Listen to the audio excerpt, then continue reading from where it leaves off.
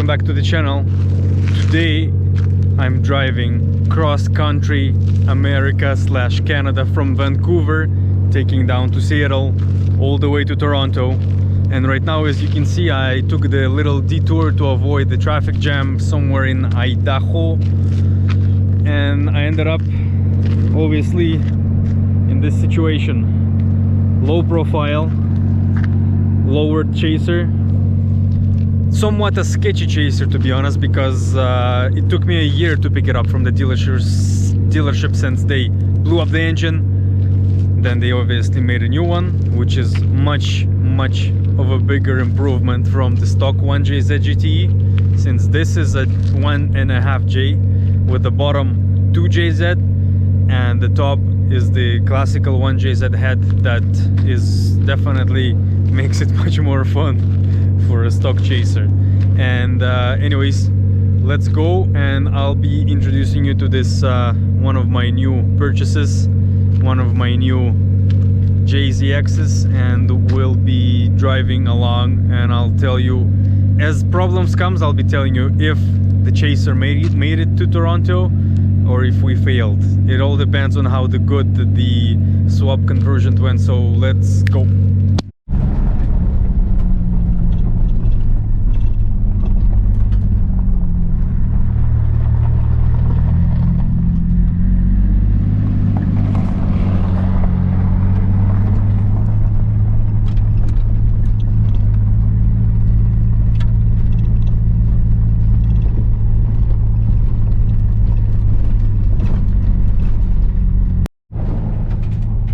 Going in and out from Idaho into Montana and then back and forth. Ouch!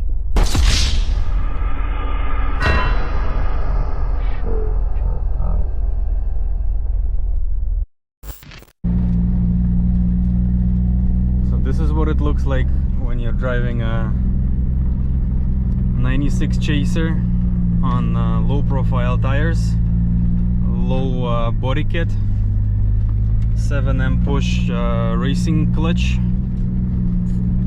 These are the tires.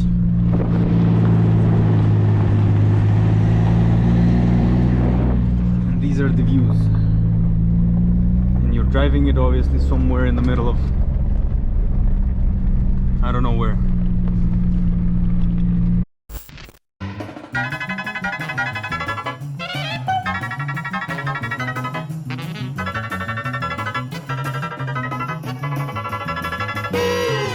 Six and a half hours later. Now that those 10 miles have costed us a car wash, we finally are on tarmac. So let's continue and just go all the way to Toronto right now.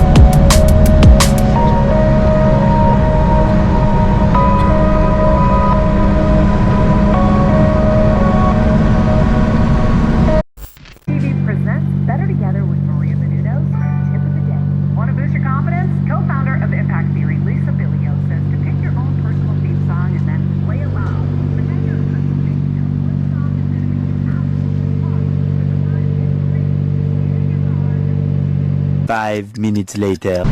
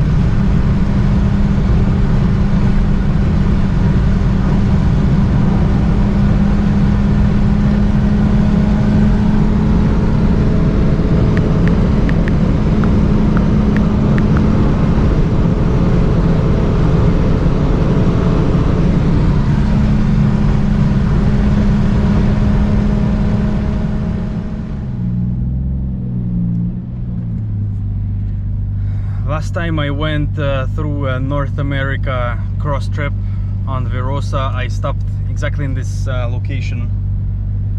Let me tell you more about it, and I'll actually park right here and we'll talk more a little bit about the car.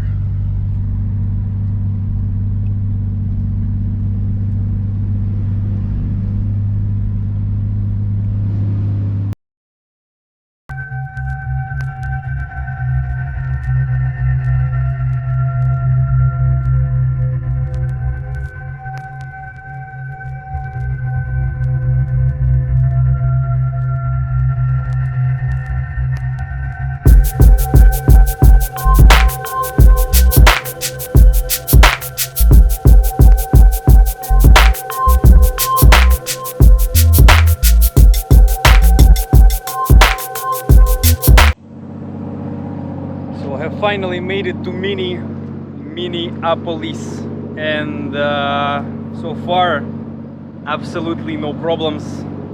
Maybe just a little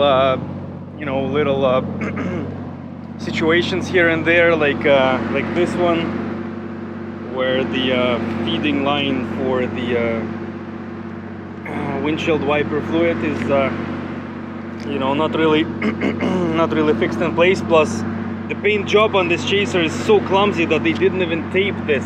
They just spray painted this, and basically it's squirting out like direct, just water, not even vaporizing it. It's just like a shooting gun that goes onto the windshield, and absolutely not really pleasant. So that has to be addressed.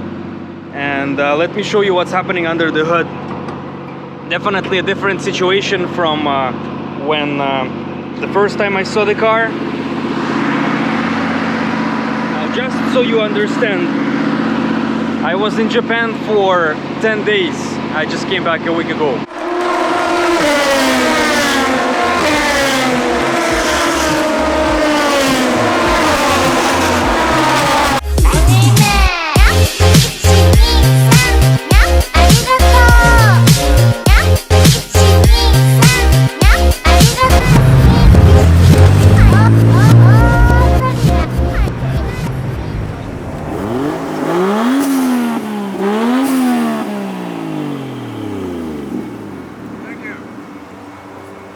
And I went to 7 up garages, and the situation is so sad that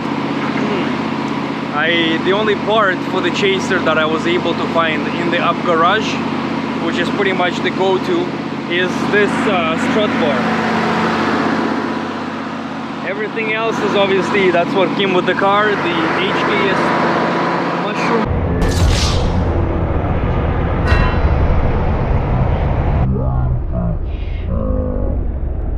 This is not good news. I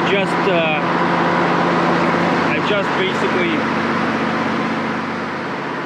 came across this. So one of the problems with those HKS mushrooms is at first those mushrooms are good as a regular mushroom, but when they go bad, it's actually is a poisonous mushroom for the engine, because once this sponge falls apart, it goes into the engine. and that's something that I have to clean pretty much immediately. That's a big problem. I'm not sure what I'm gonna do right now. I have to come up with a solution immediately, so that's not good news.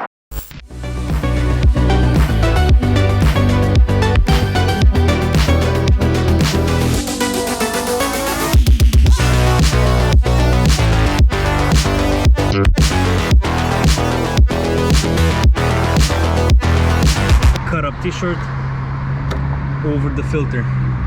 I mean, it should last for one day, about 1400 kilometers, 1,000 miles pretty much. As for this, absolute rubbish.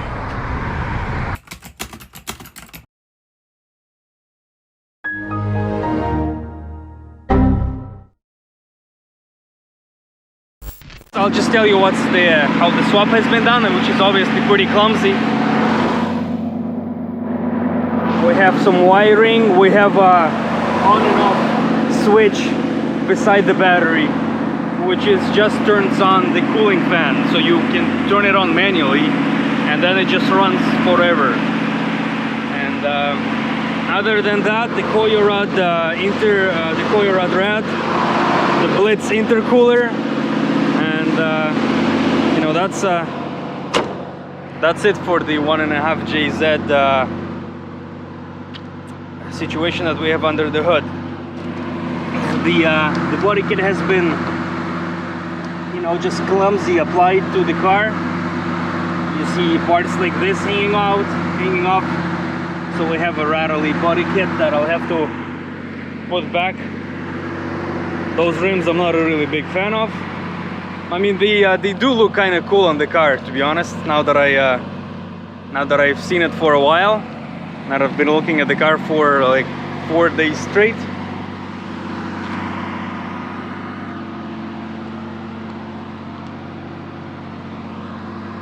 Other than that, the car is pretty clean. 48,000 kilometers on the speedometer, which is pretty fresh. I'm sure that's the body.